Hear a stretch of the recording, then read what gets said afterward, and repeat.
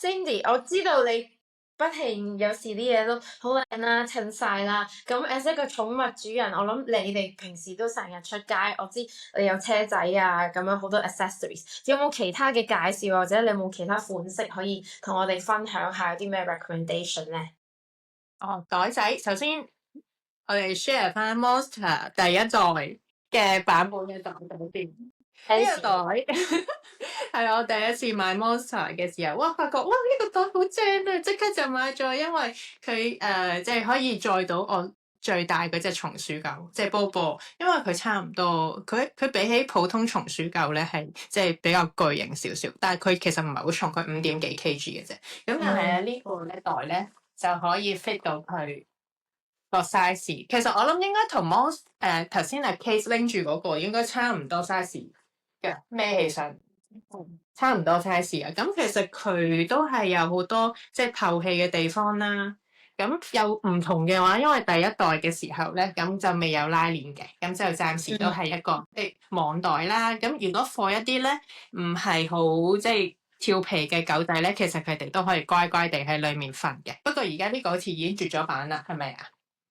絕咗版，絕咗版嘅啦呢個，所以得翻少量可以用。咁但係平時其實我仲有好多其他唔同嘅袋嘅，即係因為始終坐唔同交通工具啦，佢哋可能會即係坐嘅時間唔同啦。可能有時候坐的士有機會半個鐘，或者係再坐其他可能自己個 van 去遠啲，可能有1個鐘嘅時間。咁其實都想佢哋舒服啲。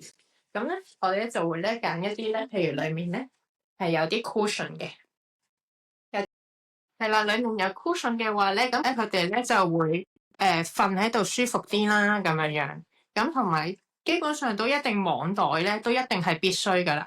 網袋因為佢哋透氣咧好緊要啊。係啊，有時候譬如我哋有啲即係我唔好講話係即係交通工具度啦，有啲地方譬如我哋經過嘅時候想即係佢唔好露出嚟嘅話，即係有啲人可能都會即係驚小動物咁樣。咁要塞埋嘅時候，咁透氣都真係好緊要咯。咁所以網袋嘅 area 唔可以係太少咯。即係如果有啲袋咧，佢係真係可能好細個位係網袋，其他全部都唔透氣嗰啲咧，就真係唔太 recommend，因為嗰啲佢哋會好辛苦、好焗。同埋我最 concern 就係佢哋裡面嗰個活動嘅 area，即係個袋裡面嘅活動 area。咁如果你話真係揼冚嘅話，其實短途係 OK 啦，但係如果長途嘅話就真係好辛苦。咁所以 that's why 其實可能都會有一啲即係個袋裡面係會闊啲嘅 area。咁我有好多唔同嘅袋㗎。嗱，呢個就係唔係好適合去即係坐交通工具，但係咧呢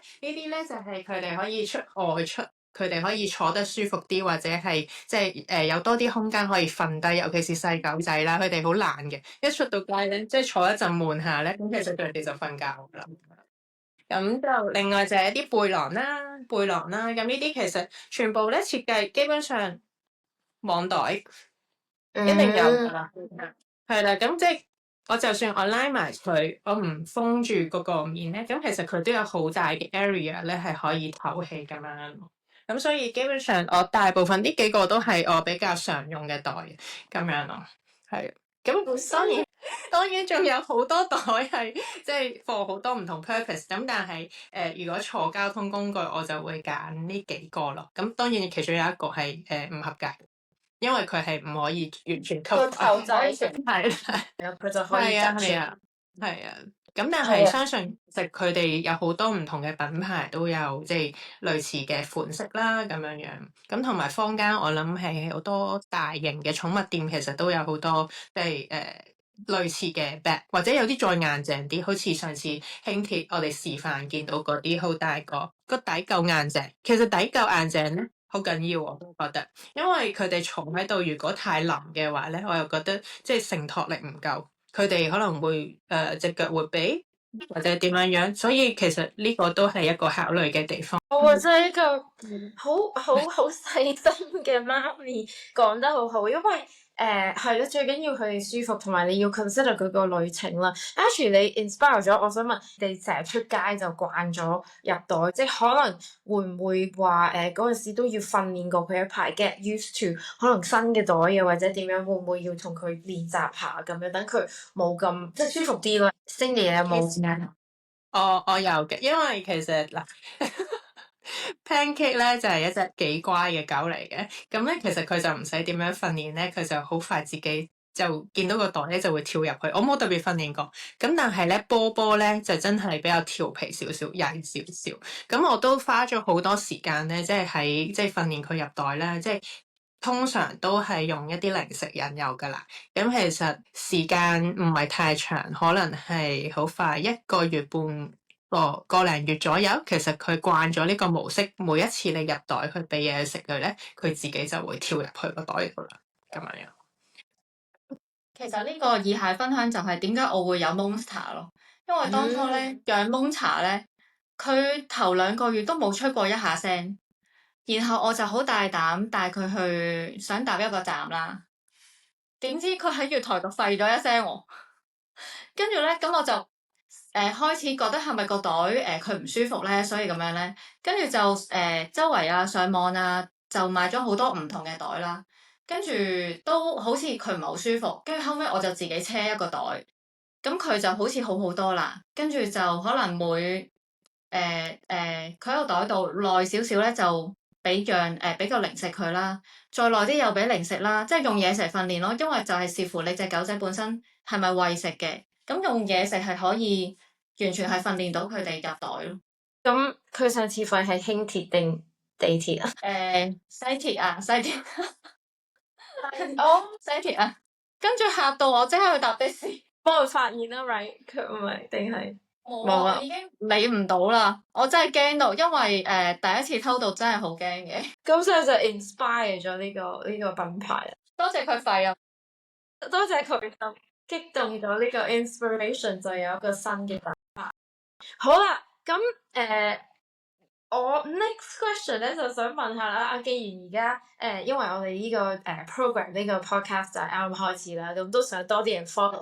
如果陣間咧有興趣咧，就可以 follow 咧，就阿 Sandy 同埋 Kate 兩個品牌咧都有一啲小優惠咁樣嘅。好啦，所多謝晒你哋我哋討論呢一個神秘嘅袋咧，希望觀眾就收到一啲好好嘅 tips 啦，咁就可以第一慢慢咁樣 transition 佢買個袋啦，第二咧就可以買一個袋佢哋好舒服嘅，同埋咧就可以襯媽咪啲衫啊、爹哋啲衫啊，好靚咁樣出街。我見你個袋 very nice。咁既然咧大家都係兩個創業嘅寵物主人，咁我就想講下頭先阿 Kate 你都有講到啦，就係佢 inspire 咗你。咁跟住之後嗰個路程係點樣？你可唔可以分享下你即係創業去 start the business 嗰個經歷咧，嗰個 journey？好似頭先咁講啦，我開始車第一個袋，其實我都車咗4-5個袋啦，喺出面去深水埗揾唔同嘅物料啦，買唔同嘅網啊，試唔同嘅layout 啦，跟住應該去到第5-6個 version 啦。跟住開始咁你養Monster可能大概已經1年啦，越嚟越識到多啲嘅養狗嘅朋友啦。咁佢哋都對我個袋好有興趣，跟住問我會唔會可以幫佢車一個啊？跟住我心諗車一個好耐喎，咁不如我揾廠做啦。跟住就慢慢開始咗呢個 business 咯，然後就都係改版啊，跟住慢慢就可能整個 IG 啊。就開始賣咁樣。咁但係嗰陣時即係正職咁樣，跟住就 on the side 咁樣 get the business。係啊，冇錯，因為我都好中意做一啲小生意。除咗